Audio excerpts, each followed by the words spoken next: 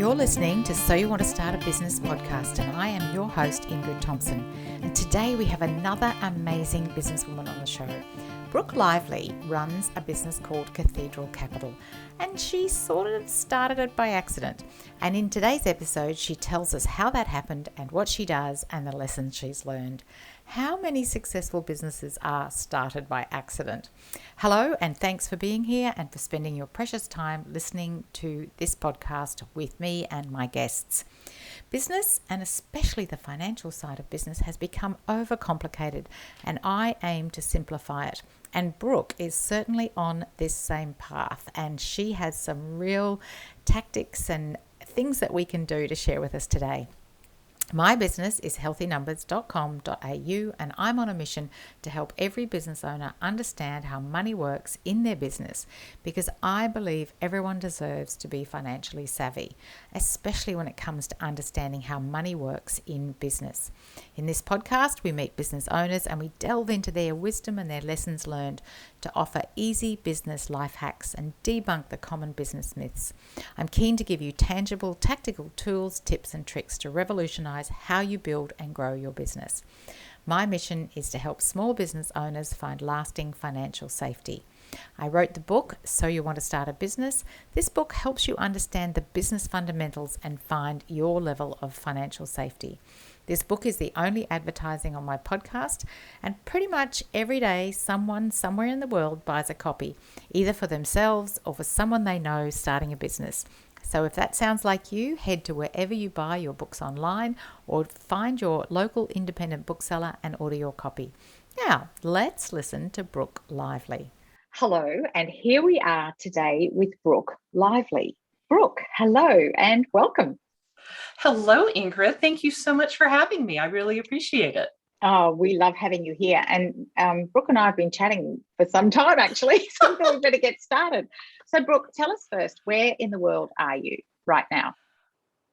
Well, like today or in general? So today, where are you today? Today.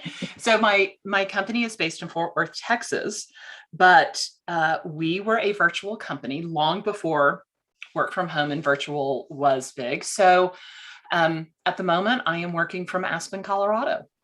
Aspen, Colorado. Well, and it's summer, so there's no snow there. Oh, there probably is a bit of snow still there. Is there in Aspen?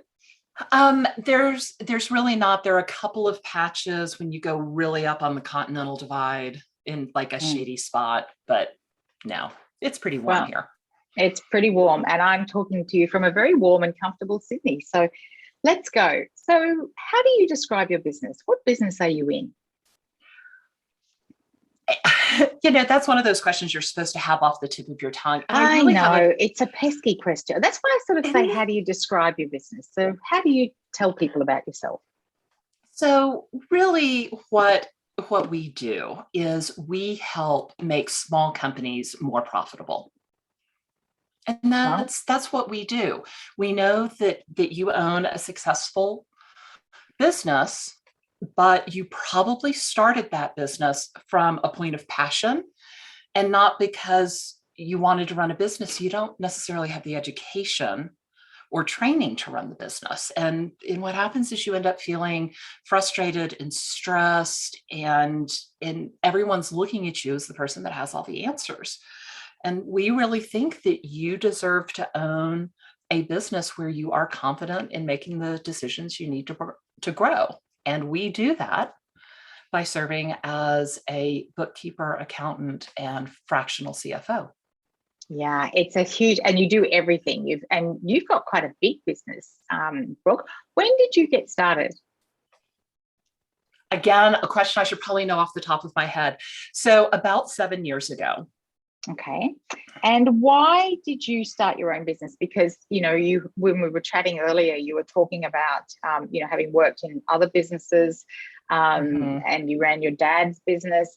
But why did you want your own business? I started this business by accident, which I think a lot of people can really relate to. You start making these cute things and your friends are like, that's so fabulous, you should put them on Etsy. And next thing you know, you've got a business. I You're right. I did a lot of things. I worked in the hospitality industry. I worked in retail. I went back to grad school at 35 and got an MBA in finance and did what you're supposed to do. I went to work for a hedge fund. And one day my father called me, and he likes to shed his law partners every 7 to 10 years. Can't do that anymore. He now practices with my brother. And he said, I need someone to help me restart this law firm. So I said, okay. And the hedge fund didn't care if I was doing that part-time. So I did that. And eventually I quit the hedge fund and was just running his law firm. And we hired someone to help with sales and marketing. And that person's clients started coming to me and saying, can you do for us what you're doing for your family's business? And that was when I really understood that most business owners are a little intimidated by their numbers. They don't know what they're saying. They don't know how they're supposed to be using them. And that if you can help a business owner by giving them data to make the decisions, especially if you can give them data before the decision is due, then they just make the decision one time, right? Because if you don't have data and you're not sure about that decision, one of three things happen. One, you keep making the decision over and over and over again. You make it at 3 o'clock in the afternoon, and then you're thinking about it at dinner with your family. And then you wake up at 2 a.m. and you're like, was that really the right thing to do? And then you're with a client the next day and you're like, oh, maybe I should. So like, that's not productive. We need to make it once and move on. Some people will make the most expedient decision, like whatever it is. I'm just always going to say yes so that I can move on and get to the next thing. And some people ignore it. And I have a friend, and she's got the greatest story about ignoring her numbers. She was living in Switzerland and she got a phone call. Madame Shaw, this is your accountant and you are about to go bankrupt. So you can't stick your head in the sand either. Oh dear, that sounds pretty. Was there no warning for that one? Like, how do you get to bankrupt without a warning? She really was not looking at her numbers. She it's pulled a good it out. Example of ignoring. Yes, isn't it? She did pull it out. She did not have to declare bankruptcy. And it was at that time when she realized she needed to spend more time looking at her numbers and understanding them and not being so afraid of them. Yeah. And it's such a good example. I love all of that. And that last one is such a good example of how we ignore and ignore. We see clients ignore and ignore, and then something happens, like that, or they get this massive tax bill because they've been making money and the accountant's just taking, and the bookkeeper's doing the work. But, now there's a massive tax bill and it's like, how am I going to pay for that? Well, you've been ignoring the progress you've been making and not making the decisions that could have averted, could have helped you make different decisions, as you say. Right. We could have done this. We could have dealt with this a long time ago and not gotten in this position. And really, I do believe that people are just intimidated by their numbers. They think that they're supposed to know things that they don't know. They don't want to ask questions. I was at a client one time and he needed a loan because his business was growing so quickly that he needed to get new space, buy more desks. Like he had to keep up with his growth, and that was taking some cash. And we prepared a great loan package. I sent him to the bank and he came back in a panic. I'm never going to get the loan, blah, blah, blah, blah. My whole business is going to blow up. I mean, all this, like, let me tell you, he had gone to a very dark place. And I said, hold on, what do they want? And he said, they want my pro formas. I don't have pro formas. I was like, that budget we did? He's like, yeah. I'm like, that's what they want. There was like this moment of silence and then a whole tirade. Why didn't they just say that? And I was telling this to a banker one time. And I said, if I hadn't been there, he never would have gone back to the bank because he didn't know what it was that they needed. He wouldn't have gotten the loan. And yes, his company would have faced really hard times. And the banker's like, why didn't he just ask his banker what that meant? And I looked at him And I said, would you loan money to someone who asked you that question? Mm. And he hesitated for a minute. He said, no, I wouldn't have a lot of faith in them as a business person. I'm like, exactly. But most business owners don't speak banker. Yeah. They don't Yeah. speak accountant. Yeah. And I think you bring to this conversation a really, a vital point, is that we all call the same thing something different. Even what Yes. you call something, and perhaps you bring in a new team member and they call it something different, and you have to bring them into, because your business is called Cathedral Capital. And I have to say, I love the website CathCap. I think that Thank you. cathcap.com, it makes me think of Capcom. We went to NASA when we were in the States, and I just think that, that role of Capcom would be such a fantastic role to have. But, Cathedral Capital, like what you do is probably different to what another accounting firm calls certain things. So when someone comes on the team, and that's you people that already have the same skills, imagine a dentist or a lawyer or an architect. They don't know what any of these words mean. They know architect language and they know dental language, Right. but they don't know I think you just bring such an important point. So you help to demystify that, you help to explain that, you work with people, and you provide the entire spectrum, the accounting, the bookkeeping, and the outsourced CFO. We do. We do not provide tax accounting. So we don't do your taxes, but we will do really everything else. Really everything else. Yeah. It makes it easy for the tax accountant to do that. Okay. So thinking about your business, when did it feel real? Because for every business owner, that moment might be just one moment, or there might have been more. But what's an example of where you went, oh my gosh, this is actually a real business? Because particularly when you said you started by accident. So where was the, right, I'm a business person now moment? Well, I'll tell you really, I'll tell you where it was for my brother, because that was the one that was so funny. When I was doing this, when I started, I said, I need 7 clients. And when I have 7 clients, I'm quitting the law firm. And so every day I would give my father and my brother a count. And I walked in one day and I said, I just signed client number 7. I'm leaving at the end of the week. And they were just shocked. Like, what? What do you mean you're leaving? And I'm like, well, I've been telling you this was happening. And it felt like, and I always find this to be a horrible phrase. People talk about oh my gosh, now I'm going to forget what it is. A lifestyle business. Oh, yes. And I find that to be really offensive. It's like, I'm not really trying. Or it's not really a real business. It's a lifestyle business. But I probably at that point had what most people call a lifestyle business. I was making enough to support myself. I was not working that much. My mother really wondered if I had a job. But I think it was a few things. It was hitting about, $750,000 in revenue. Mm-hmm. That was a big one. When I started to bring on professional managers, when I started to kind of put some layers in my company. So it wasn't just me providing services. That was about the time I also stopped working with clients.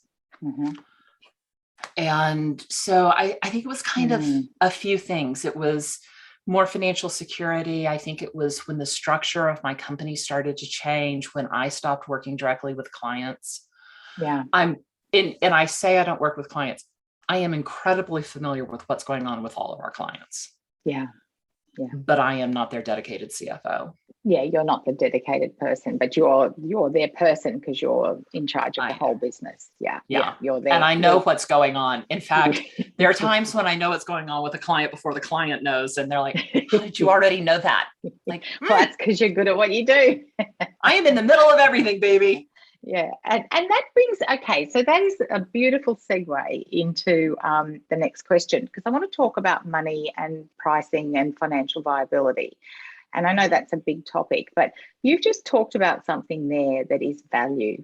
You know what's going on before the client does. And that's priceless, if we use the MasterCard tagline, it is priceless. Yes. Because if you can help a client before they know, and when it comes to things like the numbers, they don't know. So, what you're doing is invaluable. And I know that a lot of people listening to this podcast, and I certainly know a lot of the clients that I've worked with, what they do is invaluable for their clients as well.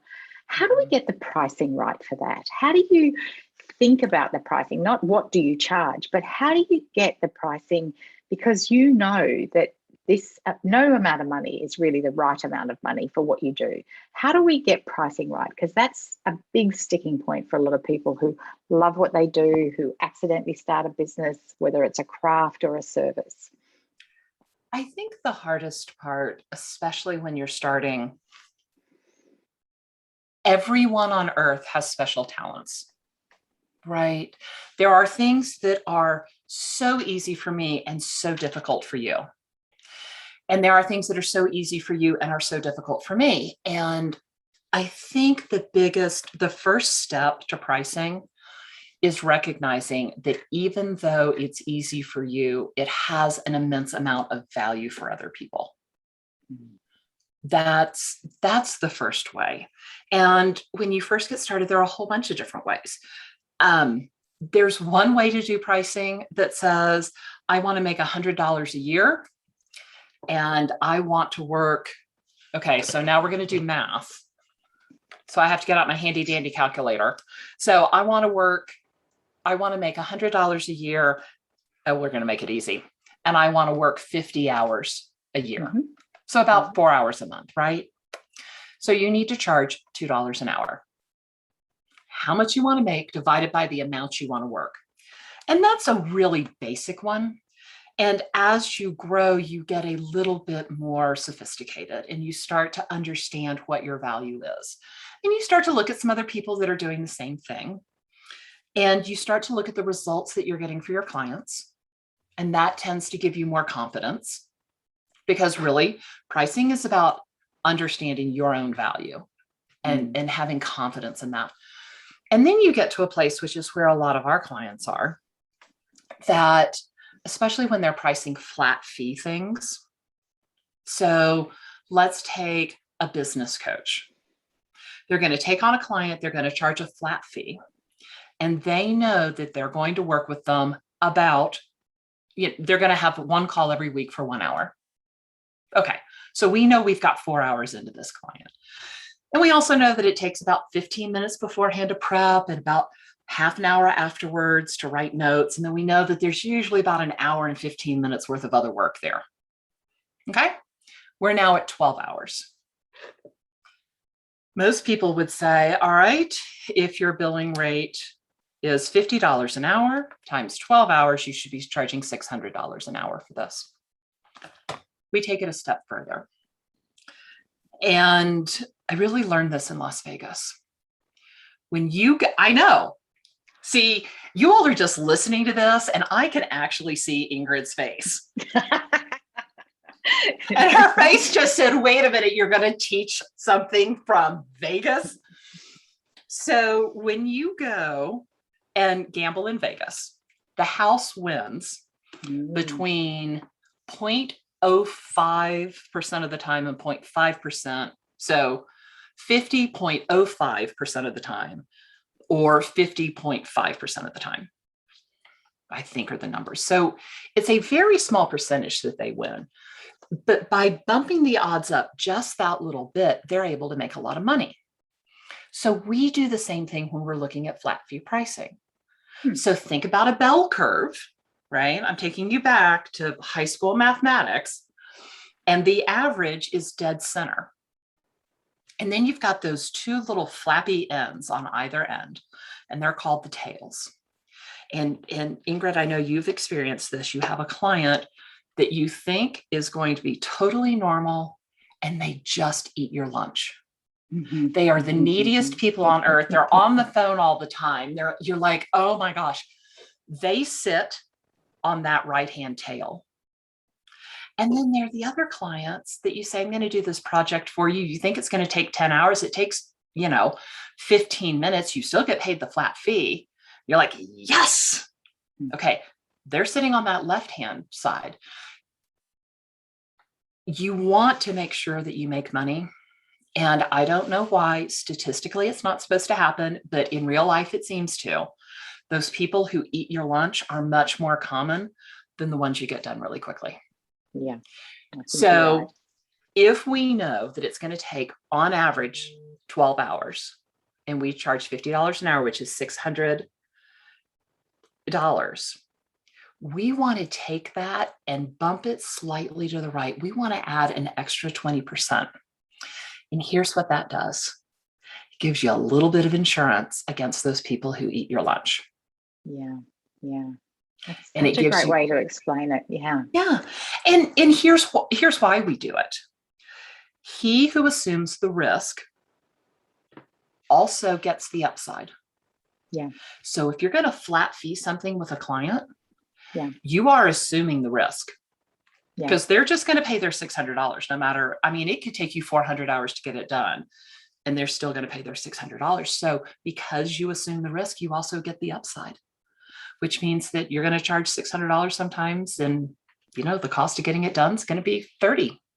Yeah. But it's the upside. And you've written a book that helps people understand this in business generally. And you've also talked about this specifically for the legal profession, which is a group of clients that you have that's actually a significant part of your business, isn't it?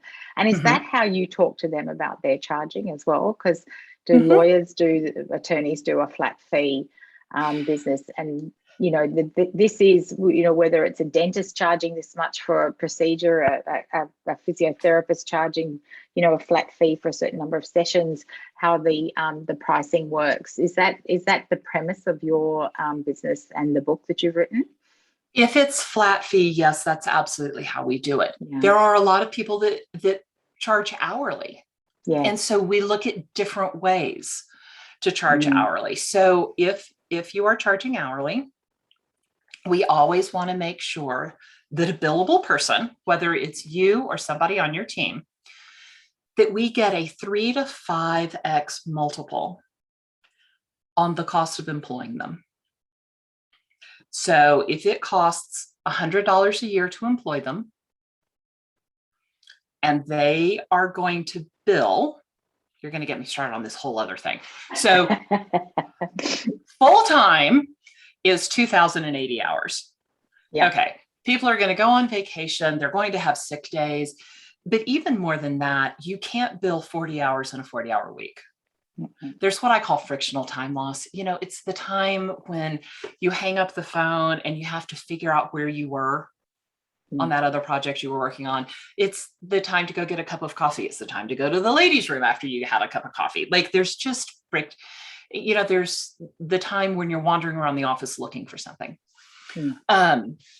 So figure out what is realistic. We think that 12 to 1,500 hours is very realistic and you can work a 40-hour work week and bill 12 to 1,500 hours very, very easily, working only 40 hours a week. And so when we look at that, if we know that we're going to pay someone, I'm going to use some different numbers here. So let's say we're going to pay them $50,000 a year, plus tax, plus, insurance and everything. It's going to cost us about $60,000 to employ them. And let's say they're going to bill 1,200 hours a year. We should be billing them out at $50 an hour. It's just that easy. $60,000 divided by 1,200. Yeah. Yeah.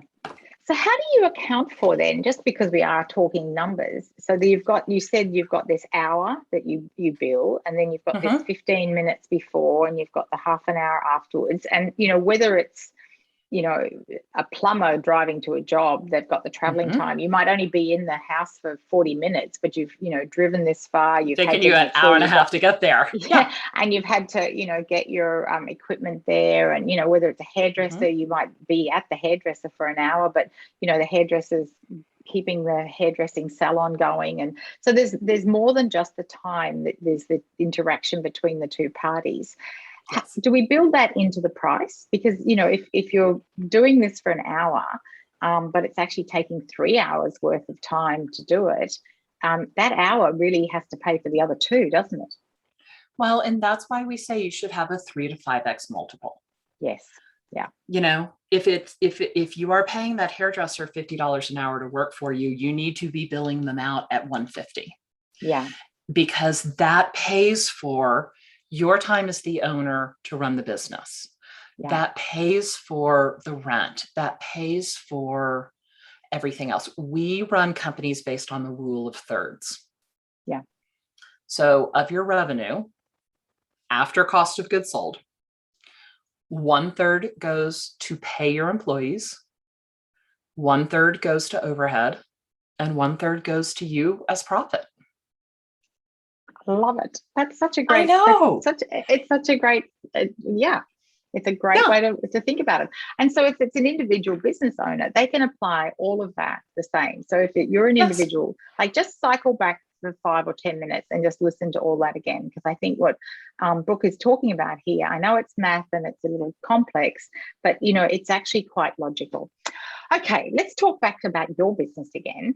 So because you sort of started by accident, but you knew what you were doing because you'd been doing it for your dad. And you've been doing it for your father and your brother. And then you took this, and because somebody said to you, can you do this for other people? Which is sort of what happened with my business too. Somebody said, can you come and do this for us? And I was like, really? And then once I did it for them, I thought, yeah. It's like, you value that. Like, there it is again, right? It was something, Ingrid, that you could do that was easy, that you loved. And you're like, yeah, I can do that. And I can remember saying, you really, it's a long time since I've done that. And they went, well, you've got to be better than what we've got, like, which is a kind of a backhanded compliment, but it really was. It was really like, you've got to be better than what we're doing. But so what would you do differently? So when you're getting started, like we all, and I know you can't do differently and we all learn the lessons, but, given the reflection, there's things that we might do differently if we could. So what might you have done differently that you could share with the audience? We have to remember people are actually listening to us. I don't know. I'm just having a great conversation with you. I think that, well, first of all, I am of the opinion that I don't want to second guess my decisions because they have gotten me to where I am. And I do believe, and you kind of mentioned it, you learn lessons all the way along your route, right? The lesson that I wish I had learned earlier. Oh, that's a great way to ask that question. Thank you. Yeah. I might change my question. I think really that was knowing my value. Really understanding that what was easy for me was hard and intimidating for other people, and that they were willing to pay for that. That I was solving a problem for them. Yeah. And, a lot of times I'm like, but that's just so basic. How did you find value in that? Because that's so basic. And yet for them, it was revolutionary. And it changed their business, and it brought more profit to the bottom line, which meant they got to make more money, which meant they were in a better relationship with their spouse, and they could give their children more of what they wanted to give them, and they could provide more jobs for more people. Like, it really ripples out, and understanding what your impact is and the difference that makes in people's lives, and being okay with people valuing and paying you. That's so, so true. And, I love the way you described the impact you have on businesses, and then how the ripple effect of that goes out, and then the good they can do in the world. And even just sleeping better at night makes them a healthier, happier person, yes. I did have I had a client once, and we've worked together off and on over the years. And I got a call at one point. We weren't working together, and I got a call from her husband, and he was like, can you please start working with her again? She wakes me up in the middle of the night and asks me questions. He's like, I need you back. I need so you that back. I can sleep. So the spouse gets to sleep as well. So Brooke, we can't do it all ourselves, and you've built this incredible team around you. Who was the first onboarding that you did, and how do you think about who you bring on board first? Like at the beginning, you possibly were doing it all yourself, but how do we decide who do we ask for help first?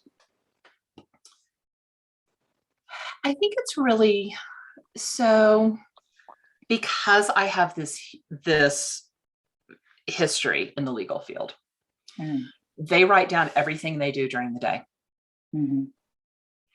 If you're starting to feel pressured, if you're starting to feel like you need to bring somebody on, start writing down what it is that you do every day.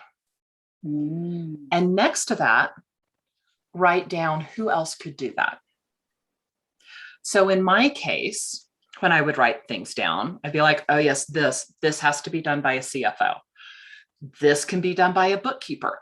This could be done by an administrative assistant. This could be done, oh, look, here's another CFO item. And really start looking at that. In general, what we have found is the first employee that people hire that has the biggest impact is an assistant of some kind, whether it's virtual, whether it's in person. But if they can take some of those more menial tasks off of your plate, you can take that time and either give it to some kind of client delivery, right? Or you can take that time and go out and get more clients. But either way, it's a better use of your time. And I certainly hope that you are billing your clients more than what you would be paying that assistant. And one of the things that we do is we show a business owner how many extra hours they would need to bill to pay for that assistant. And they're like, wait, I only have to bill 20 more hours a month? Like, 5 hours a week and you get back 15 hours. And once you put it like that, it cycles right back to what you said at the beginning, that by talking about numbers, you help people make decisions and make them once. So once someone sees that, I always say that once you get it, you can't unget it. Like once you see that by doing a calculation like that, then you can apply that to other things as well. I was just doing that calculation myself because I'm paying for a piece of software, and I thought, how much am I paying for that? And then I thought, how do I pay for that in terms of clients? And it's negligible when you map it like that. It's like, okay, let's just do that. I can do that. Then you can pay for that software, because the software does this amazing job. And it's like, is it worth keeping it? Well, yes, because all you need to do is do this, and that will pay for that. Right. Well, and the flip side, if you didn't have that software, how many hours would it take you to do it by hand? You couldn't do it by hand. It's a thing that you couldn't do by hand. It's an automation that absolutely needs to be done the way it is, and it's brilliant. So, Brooke, talk to us about coaching. Do you have a coach? Have you had a coach? What's your perspective on the role of a coach? How important they are and what they do? They're incredibly important. I have always had a coach. I have 2 coaches at the moment that do different things. And I just did a workshop in Utah with a 3rd coach. So yes, I think that, well, let's also be, pretty frank. What we do is coaching. It's financial coaching. And we talk a lot about the fact that we are Sherpas helping our clients climb their mountain. And you need that Sherpa. You need that person who has been there, who's seen it, who can give you the answer or ask the right questions that get you to the answer, that are there to give you perspective, that are there to help you make decisions. It is hard to make a decision when you're in the middle of it. It's so nice to have someone who's outside, who doesn't have, as much as they care for you, and your coaches generally do care about you, it's not, they're not co-signing the loan that you're thinking about taking out to expand your business. So they don't have the emotional baggage that you have Yeah. Yeah. And emotional baggage isn't they don't have the emotions that you have. Yeah. And I think a coach is quite different to a family member, or even if a family member's been in business. There's still, the way a family member who maybe has a job or works in a different industry, they can give you a perspective, but it's still different to somebody who's actually doing the sort of work you're doing, isn't it? It is. And family members also generally have a vested interest in what you're doing. They've got some kind of financial interest in it. And so is your spouse going to encourage you to take that big risk? When I had a client at one point, I was private labeling for him, and he was over 90% of my revenue. And it was time to renew the contract. And I said, no, I'm not going to renew the contract. My sister was working for me at the time. I thought she was going to throw up all day, every day as I did that. That was a huge risk to her. And she told me that I shouldn't take that risk. But I knew, and in talking to my coach, like that was the right move for me to make for my company. Yeah. And so sometimes as entrepreneurs, we tend to have a higher risk tolerance. Yes. And so those family members who have jobs, first of all, they have a job, so their risk tolerance isn't as high, right? I said, he who takes the risk reaps the reward. Well, when you have a job, you're not taking the risk. Yeah.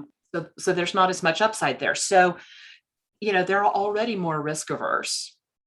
And then you're talking about using the family's money. That's right. And that is scary for them. Yeah. And so when you combine when you combine that, that's really a lot to overcome. And I think having that outside coach, having that person that's seen it is great. And those people also tend to be entrepreneurs, so they understand you. Yeah. And a person who has a job, which is a wonderful thing, and we need people to have jobs. Otherwise, our companies aren't going to grow because we're not going to be able to hire anybody, right? We can't have a whole world of entrepreneurs. They just have a different approach to risk. And everyone's risk tolerance is right for them. Yeah. Yeah. It's such a great point. Thank you. I'm going to ask about challenges and difficult days, and there's good days and bad days. And a word I like to use is tough. Like sometimes we say, it can be tough. And I know it's a mindset, and we don't think about tough, and we think it's all, like it's part of our growth, and there's nothing quite like running a business for your own personal development. But there are good days and bad days. And so when you're having one of those dips, what causes the dip for you, Brooke? And I think you're probably a bit like me. It doesn't happen that often, but they still happen. They still happen. And how do you get out of it? How do you get out of a funk? How do you feel like, I don't want to do it today, I just want to, go and walk in the mountains? Yeah. Gosh, when I am literally sitting at my desk, looking out the window at the river, thinking, I could be fishing right now. Yeah. But that's okay, because you're fun to talk to. But what if it wasn't fun? Like, what if the task you were doing wasn't fun and you just don't want to do it? You'd rather be fishing. And how long does it take to do that task when you wish looking out the window? You talk about your frictional time. There's frictional time right there. That's a lot of frictional time lost. The time we spend, we then thinking, I wish I was at the beach. I wish I was fishing. I wish I was doing something else. So how do we pull ourselves out of that? How do you get past that? So there's a great video that everyone on my team has watched numerous times. And it talks about being above the line and being below the line. And when you're above the line, you're working in your strengths. And when you're below the line, you're working in your weakness. And the key is really understanding what those triggers are. So for me, one of the things that sends me below the line is when I am being controlling. Well, when something does not go the way I expect it to go, when someone does a project and it doesn't come out the way I think it should come out, or it takes too long, or I start to question it. And then I go into my weakness and I start to micromanage it. And there you are. So now you're cranky and nobody's doing anything the way you told them to do it. And you're losing your temper and you're frustrated and nothing's going right. I mean, you kind of get into that. I feel like a 2-year-old, right? I'm just going to pitch a toddler fit. I think it's really understanding what pushes you below the line. And once you're aware of it, you can stop and say, okay, I am below the line. And what will it take for me to get back above the line? And you've mentioned some of them. Going outside and taking a walk, even if it's a 5-minute walk. For me, I tend to go below the line when I start to get hungry. So a lot of times it's just about going to lunch. I just need to go to lunch and not have anybody talk to me. I need an hour by myself. Yeah. Usually with a book. What are those things that will relieve the stress? I talked to someone recently and her deal is she goes and takes a shower. Water. I love water for all kinds of things. And she has this special salt scrub that she uses. And she says it takes me 10 minutes, but it's an aroma. It's got lavender and some other, essential oils in it. And she said, and I come out feeling so much better. So I think a lot of the time when you're below the line, when you're having a tough day, it's breaking that cycle. It's doing something different. If you're in bed and you don't want to get out of bed because it's just a yucky day, well, if you don't get out of bed, you're going to stay in that same mindset. Yeah. It's so interesting when you said about having a shower and using a salt scrub. Salt, tears, water, and the ocean. Like this idea of salt and water together is salty water is so therapeutic for so many things. Okay. And you're right with the tears. Sometimes you just need a good cry. Yeah.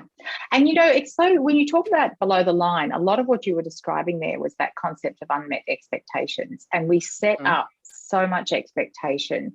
And, and business in general, people think, you see all these fantastic business people and they're having a fantastic time and they post on their Instagram and I was going to say, that's Instagram world. That's not real world. And, even the LinkedIn stuff is, I spend a lot of time on LinkedIn, but, there's a lot of media talks about the glamour side of being in business. And, you go to a networking event and people are all busy and they're having, and so there's always this expectation and people start a business with a set of expectations.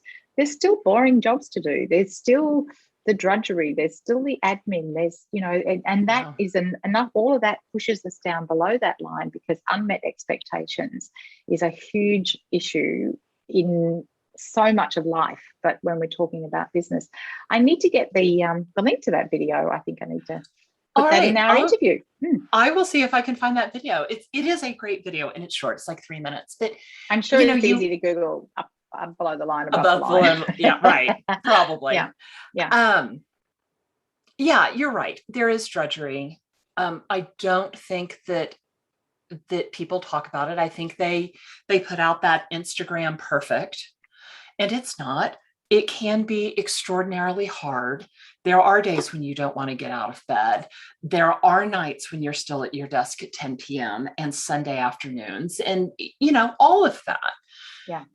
But if it's something you're passionate about, and if it's somewhere, so there are a lot of books that talk about working in flow, hitting that flow state, right? And that's, other people call it like really being in the zone. And you're in that place where you're doing it, you're firing on all cylinders, you're cranking it out, you're enjoying it, and you're really probably getting energized by it. And you said we have unmet expectations. I think it's also the frustration of doing jobs where we're not in flow, of doing those things that don't bring us joy, nobody likes to take out the trash, but if no one takes out the trash, your office is going to be a horrid pigsty. Yeah. And then you're going to be miserable. Yeah. And as you said earlier, write down how you spend your day and all those things that are taking you out of the flow, that are pushing you below the line, outsource them. Get someone else to do the stuff. Absolutely. And you will be amazed at how inexpensive, actually, you will be amazed at how profitable it is to pay someone to do those things, because it really does open you up to do so much more. Well, and my hairdresser employed somebody to do some of the admin for him, and he said he cannot believe the difference it's made to his life in general. Oh, yeah. He wakes up in the morning looking forward to his day because someone is doing that 1 or 2 hours of that stuff that he just didn't want to do. And it's so it doesn't have to be a big deal, and everyone does it. Like any smart business people do it. And it does, because not only is it the actual physical time, it's the mental capacity and space. Right. And these days, you can find those people online. Yeah. And they could be in the next suburb, or they could be in the same state, or they can be in the country, or they can be overseas, and they can be in another time zone. Absolutely. So when I talk about hiring something out, in the economy that we have now, so much can be done virtually and so much can be done fractionally. So I'm not saying you have to hire a $50,000 a year assistant. I'm saying you can find somebody for $20 an hour online that will do that stuff for you. Yeah. For 2 hours a week. For 2 hours a week. Commit to Right. It's a totally different world, isn't it? Brooke, I think you and I could talk for quite some time. Our listeners are loving this conversation. I know you and I certainly are, and I'm absolutely convinced that there's such great value here. I think there's some really great things we've talked about.